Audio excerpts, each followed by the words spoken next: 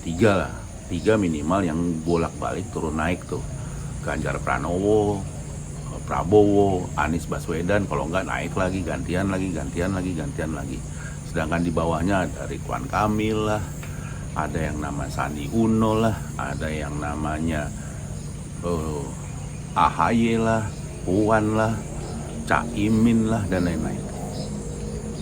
Saya cuman coba bicara mengenai prestasi dari mereka ini semua.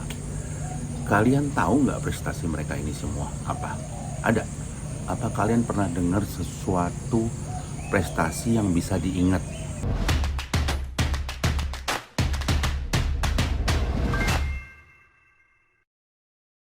Selamat sore teman-teman Siwert TV dimanapun kalian berada. Semoga kalian tetap sehat ya, tetap semangat. Sore ini Suara dari Ubud akan sharing ke kalian mengenai calon presiden 2024, capres-capres yang sekarang sibuk worowiri, kulur kilir, buat koalisi nggak jelas.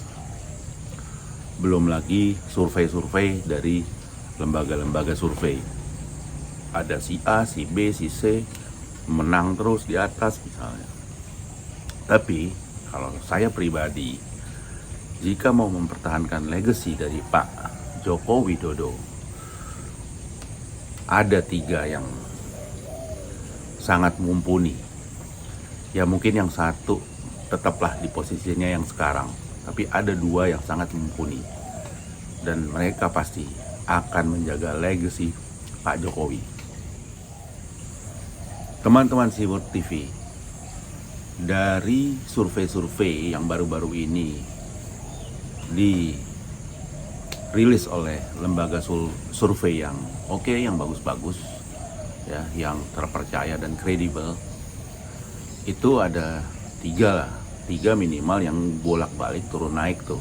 Ganjar Pranowo, Prabowo, Anies Baswedan, kalau nggak naik lagi, gantian lagi, gantian lagi, gantian lagi.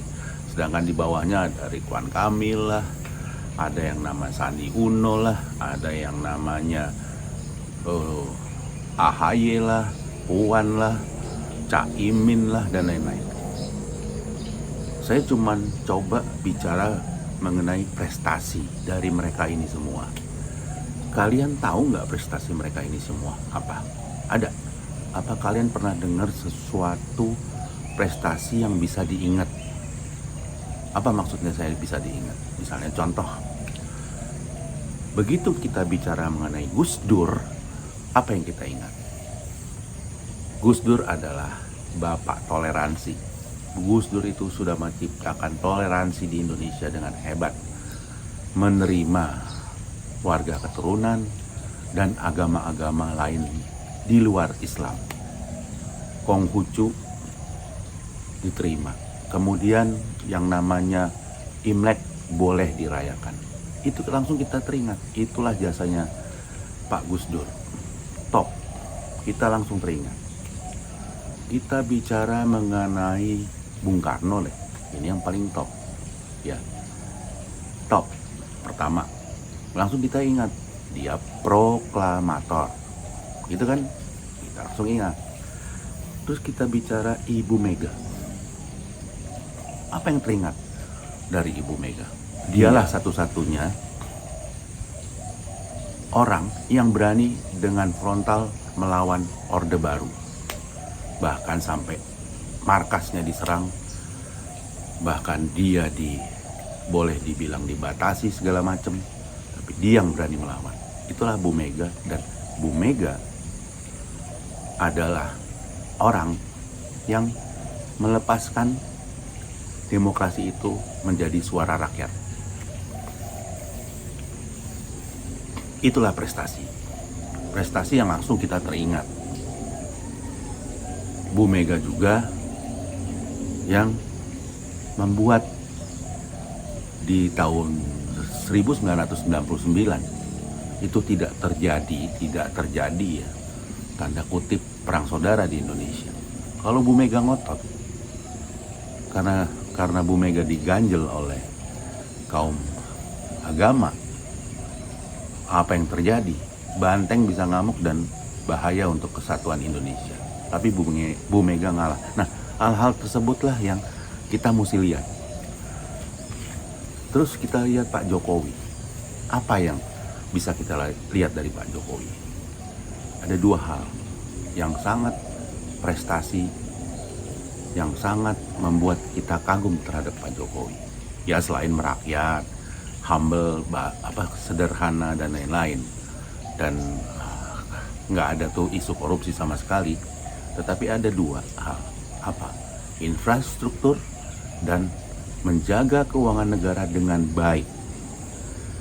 Menjaga keuangan negara dengan baik meskipun dihajar pandemi 2 tahun berturut-turut. Itu kita teringat kan. Oke, kita teringat oleh Habibie apa? Ya Habibie dengan kesatria dia mundur. Dia tidak ikut lagi konstelasi untuk pemilihan presiden berikutnya. Diserahkanlah ke rakyat dan akhirnya terpilihlah Gus Dur, kemudian Megawati. Nah, presiden setelah Megawati, apa prestasinya? Nah, ini yang saya mau tanya. Saya bingung tuh, apa prestasinya? Sampai hari ini saya nggak dapet. Gitu loh, kata saya sih. Mungkin saya kurang mampu mencari pengetahuan prestasinya apa. Karena prestasi presiden itu harus sesuatu yang genuine ya, yang asli, ya, genuine asli, tetapi mempunyai pengaruh yang sangat luas terhadap kondisi masyarakat. Kalau cuma kasih BLT sih, saya juga bisa kalau ada duitnya. Semua orang bisa, ya kan? Mau kasih apa nih? Kasih bantuan subsidi, semua orang bisa. Tetapi orang yang berani untuk stop subsidi dan stop petrol dan mendapatkan saham dari Freeport dan kita menjadi pemilik Freeport, ya baru Pak Jokowi. Yang dulu kemana? Nggak jelas ya. Sebelum Pak Jokowi itu nggak jelas lah kalau menurut saya. Kasihan saya mau ngomong ulang lagi ya, emang nggak jelas. Makanya semua anak buahnya ini di belakang nyinyir terus tuh. Apalagi yang namanya Panci tuh. Mister Panci kan, waduh, nyinyirnya minta ampun. Bayangin kalau kalian tidur, saya ketok-ketok Panci, kalian pasti bangun. Kalian lagi buat buku, lagi buat satu laporan, pasti terganggu. Nah itu, si Mister Panci, bisanya cuma itu, yang lain nggak bisa apa-apa. Bahkan lagu Indonesia Raya aja dia nggak hafal. Ya kan, terus ada mantan napi lah jadi juru bicara. Aduh, kan nggak bener banget. Nah itu hal-hal dimana mantan nih kurang oke banget gitu. Teman-teman Siwar TV, kita bicara lah 3 dulu nih. 3 calon presiden yang sedang top di peringkatnya, top di lembaga survei. Pertama, kita bicara dulu deh mengenai Ganjar Pranowo. Apa prestasi Ganjar Pranowo? Naik sepeda, medsos, atau apa? Saya belum lihat sama sekali. Orangnya kelihatan baik dan dia bukan orang radikal. Dia tidak akan memelihara radikal, ya betul. Tetapi apakah dia bisa bekerja seperti Pak Jokowi? Nanti dulu. Rasanya nggak bisa, menurut saya ya. Sulit. Kalau cuma medsos melulu. Mencari kepopuleran dari medsos, bersepeda, keliling-keliling. Saya setuju sama Mbak Puan yang mengatakan bahwa presiden itu bukan hanya terkenal di medsos, betul. Kerjanya dong, kerja. Bahkan, maaf nih, sorry aja, kayaknya kalah ya sama wali kota Solo nih, si Mas Gibran. Mas Gibran tahu-tahu udah ke Paris tuh, menjajakan dagangan untuk kemajuan UMKM Solo. Loh, UMKM di Jawa Tengah itu banyak Pak Ganjar. Nah, kenapa tidak terpikirkan untuk melakukan hal seperti Mas Gibran? Kenapa justru hanya seorang wali kota? Bisa langsung sih ngalahin yang namanya gubernur. Langsung Ganjar tertutup sama Mas Gibran. Sebetulnya Mas Gibran yang mestinya lebih top. Itu saya nggak ngerti nih lembaga survei atau rakyat Indonesia. Ntar model kayak zaman dulu tuh, ganteng-ganteng, ya kan? Kepilih ganteng, terzolimi, cilaka. Dan ini kelihatan nih, sudah mulai masuk ke sana. Seolah-olah Ganjar terzolimi oleh PDIP. Wah, saya nggak setuju banget. Ya sebagai kader, ya tetap harus nurut dong sama ketua umum. Itu aja. Nomor 2, Pak Prabowo. Sebetulnya saya bolehlah setuju dengan Pak Prabowo. Saya tahu Pak Prabowo nasionalismenya kuat. Hanya saja Pak Prabowo mudah terpengaruh sama lingkungan. Lihat aja pada saat kita di 2014 dan di 2019. Saya rasa itu bukan mau Pak Prabowo. Itu adalah lingkungannya yang membentuk itu sehingga terjadilah politik identitas di kubu Pak Prabowo. Terjadilah itu. Kenapa Pak Jokowi mengajak Pak Prabowo menjadi Menhan sekarang? Karena Pak Jokowi tahu nasionalismenya Pak Prabowo seperti apa. Saya yakin itu. Kalau nggak bakal dipilih jadi Menhan. Bayangin Menhan. Jadi Pak Prabowo ini sebetulnya orang sekelilingnya nih yang mesti dihajar abis supaya dia benar-benar menjadi Pak Prabowo yang genuine, asli, baru top. Nah sekarang nggak bisa. Udah kelilingnya ini udah nggak jelas nih. Belum lagi yang namanya Fadlizon, maunya apa gitu loh. Berteman sama Rocky Gerung, aduh udah susah. Nah itu yang saya khawatirkan dari Pak Prabowo. Prestasi Pak Prabowo saya rasa di ketentaraan cukup baik. Pangkat sudah jenderal, bukan mayor seperti yang mau jadi capres sebelah nih. Udah jenderal, cocok jenderal jadi capres. Tapi ya sorry Pak Prabowo, Anda belum bisa kekeh untuk jadi diri Anda sendiri. Lingkungan Anda nih bahaya. Kemudian Anies Baswedan, kalau ini sih sebetulnya ya bagi saya kartu mati. Kenapa kartu mati? Mendingan saya yang 2 di atas tadi saya bicara. Ini kartu mati. Jelas-jelas sudah radikal. Jadi gubernur pun didukung oleh kelompok radikal. Ya. Ayat dan mayat. Nah, kalau di pemilihan presiden dia tidak bisa ayat dan mayat. Kita bicara presiden seluruh Indonesia. Ya, seluruh Indonesia. Orang nggak akan kenal namanya ayat dan mayat. Makanya dia akan mencoba mencuci dirinya untuk menghilangkan stigma itu. Stigma radikal, HTI, FPI, macam-macam yang nggak jelas, yang kalau memberikan deklarasi aja udah kayak saya juga bingung, pakai jubah-jubah gitu, forward gitu loh. Mau kelihatan paling suci, saya nggak tahu. Itu urusan kalian. Tapi bagi saya sih, udahlah, jelas. Bahkan napi, ex-teroris ada jadi pendukungnya. Anda bayangkan? Jadi 3 ini tidak masuk kriteria menurut saya. Terserah menurut kalian nih, teman-teman Siwot TV. Terus ada lagi nih, nongol-nongol namanya AHY. Kalau ini lain lagi ceritanya. Ini sih memang masih anak bawang lah ya. Udahlah. Ya disodor habis sama yang namanya partainya. Bahkan ditemani sama bapaknya ke Nasdem dan lain-lain lah. Nah, ya masih udahlah. Cuman menang di gaya, prestasi nggak ada sama sekali. Nggak ada sama sekali prestasi untuk negara. Nggak ada. Terus Ridwan Kamil. Terus kita bicara Erick Thohir. Kita bicara Puan Maharani sendiri. Kita bicara lagi mengenai siapa? Sandi Uno. Ya semuanya hanya mau menjual image mereka. Image mereka yang mereka jual. Tetapi mereka tidak bekerja dengan benar. Image yang mereka bangun. Jadi mereka kayak seperti Roy Panci bilang bahwa Pak Presiden sales. Nah mereka ini sales. Mau menaikkan image. Mau menaikkan image supaya kelihatan oke. Tetapi kita kan nggak lihat prestasinya. Di mana kita lihat prestasinya? Saya nggak lihat, nggak ada. Apa prestasinya? belum ada. Terus pemimpin Golkar, ya, terus apalagi PAN dan lain-lain, membuat satu koalisi. Prestasinya apa?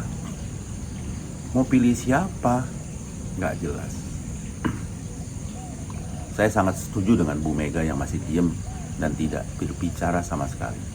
Makanya saya lihat sekarang Mbak Puan agak diem kali ya. Agak diem sih, saya nggak lihat lagi. Beberapa hari ini setelah Formula E, mungkin ditegur kali ya ibunya. Udah diem aja, meneng wae gitu kalau bahasa Jawanya. Mungkin, saya nggak tahu. Itu sih. Dari teman-teman, siapa sih yang menurut kalian cocok nih untuk meneruskan legacy Pak Jokowi? Siapa menurut kalian? Saya sih udah punya sebetulnya di kepala saya. Tapi ya, apakah itu mungkin atau tidak? Sayang sih saya bukan kader partai atau anggota partai atau bahkan ketua partai. Bukan, saya hanya orang biasa dari sekitaran Ubud ini. Itu aja. Teman-teman Siwur TV, ada 3 nih menteri yang top, markotop di kabinet Pak Jokowi. Siapa aja?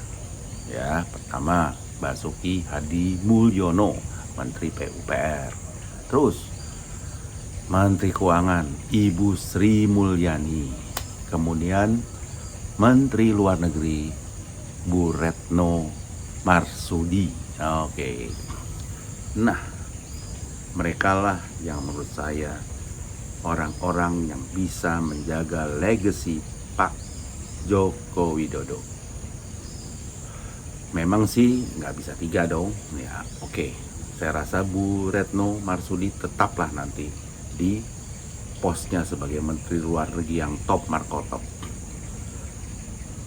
Bayangin, orang susah dapat vaksin dengan lobbynya dia, dengan negosiasinya dia, diplomatiknya dia bisa mendatangkan vaksin. Bahkan orang Malaysia nih, netizen Malaysia protes sama pemerintahnya, kenapa Indonesia bisa dapat, mereka belum dapat. Itulah hebatnya Bu Retno pada saat pandemi kemarin. Itu prestasi luar biasa. Selain memuluskan lobby dari Pak Jokowi. Hebat ibu ini. Ya, tapi ya, oke. Mungkin untuk menjadi kepala negara atau pres atau wapres, saya rasa dia tetaplah di posnya itu paling cocok. Nah, sekarang kita bicara mengenai pres dan wapres, calon ya, capres dan cawapres. Kalau saya sih salah satu dari mereka jadi capres atau cawapres. Boleh aja Bu Sri Mulyani jadi cawapres. Bu Mulyani jadi cawapres, Pak Basuki jadi capres, atau dibalik, Pak Basuki jadi cawapres, Bu Mulyani jadi cawapres. Wah, itu keren banget. Kenapa saya katakan begitu keren banget? Ya, karena 2 orang inilah, ya plus 3 Bu Retno Marsudi, ya oke lah, 3 sekawan ini. Yang 2 ini, infrastruktur, pembangunan IKN, itu harus dijaga oleh Pak Basuki. Bu Sri Mulyani harus menjaga keuangan untuk ekonomi kita tetap terjaga. Karena itulah legacy Pak Jokowi yang tidak dipunyai oleh presiden-presiden yang lain. 2 ini bukan main dari Pak Jokowi, dan itu harus berkesinambungan. Yang tadi masuk survei nggak bisa jaga, menurut saya ya. Menurut saya, sayang Pak Basuki memang sudah berusia lanjut, tetapi ya oke lah, dia bisa menunjuk orang-orang yang menurut dia kompeten dan dia kontrol langsung seperti Pak Jokowi mengontrol dia. Dia bisa belajar dari cara kontrol Pak Jokowi. Di lain pihak, dia sangat berpengalaman dan dia hebatnya minta ampun kalau menurut saya. Tanpa Pak Basuki, tanpa Menteri PUPR yang satu ini, ya, program Pak Jokowi untuk infrastruktur nggak jalan, percaya deh. Membangun tol yang secara masif, bandara-bandara dibaikan, pelabuhan-pelabuhan, bendungan-bendungan. Tanpa Pak Basuki, Pak Jokowi sulit juga berbuat banyak. Ya. Jadi kalau saya pribadi, Pak Basuki bisa menjadi capres atau cawapres. Nah, kita bicara Bu Sri Mulyani yang udah diakui dunia. Ini bukan diakui nasional, dunia. Bu Sri Mulyani ini penghargaan dari majalah Global Market kalau nggak salah namanya, ya udah diakui dia Menteri Keuangan terbaik Asia Pasifik. Gila, hebat banget gitu. Dan Bu Sri Mulyani ini orang, jujur.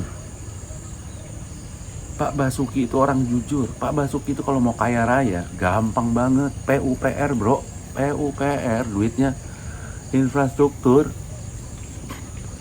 Waduh, tapi lihat kehidupan mereka berdua.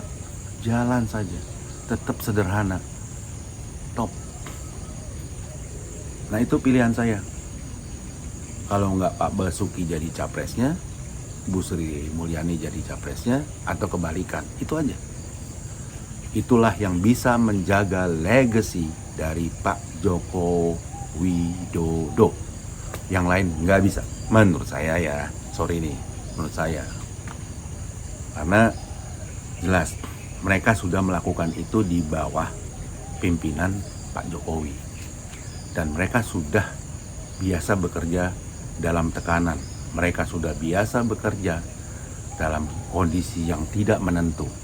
Bayangkan membuat tol, membuat bandara, membuat bendungan dan lain-lain. Bayangkan, coba kalian bayangkan apa hebat nggak hebat apa, jadi saya jadi susah buat berkata-kata, mohon maaf, tapi hebat banget dia bisa lakukan itu. Dan dia tidak punya alasan apa-apa, jalan kerja. Sama Bu Sri Mulyani. Bayangkan ekonomi Indonesia tanpa Bu Sri Mulyani dihajar 2 kali pandemi, selesai. Jadi tolong pemimpin partai, ketum partai, ya, tolonglah berkaca diri. Kalau kalian benar-benar mau Indonesia maju, pilihlah 2 orang ini dulu, jadikan dia calon. Juga lembaga survei kasih kesempatan 2 orang ini untuk jadi. Saya rasa Pak Jokowi sangat setuju dengan ide ini. Kenapa? Ya, mereka tidak berpolitik. Politik urusan Bu Mega sama Pak Jokowi nanti di belakang layar. That's it, udah.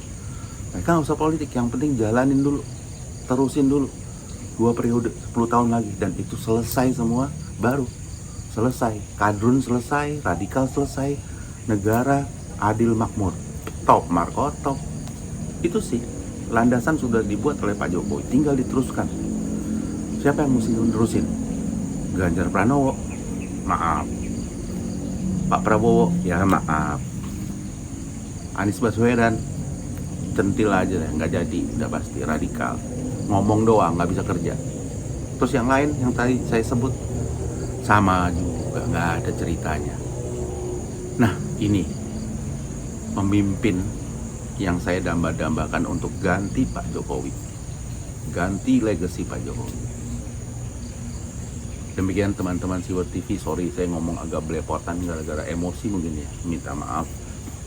Tapi ini 2 calon, sebetulnya Retno Marsudi juga top, tapi ya oke lah, dia terbiasa dengan lobbying dan lain-lain, diplomatik dan lain-lain lah ya. Nah itu sudah bidang yang top deh. Nah ini 2 ini kan menjaga pilar keuangan, ekonomi dan infrastruktur tetap harus jalan untuk Indonesia. Untuk Indonesia ke depan 10 tahun lagi. Demikian teman-teman Siwar TV. Saya Suara dari Ubud pamit.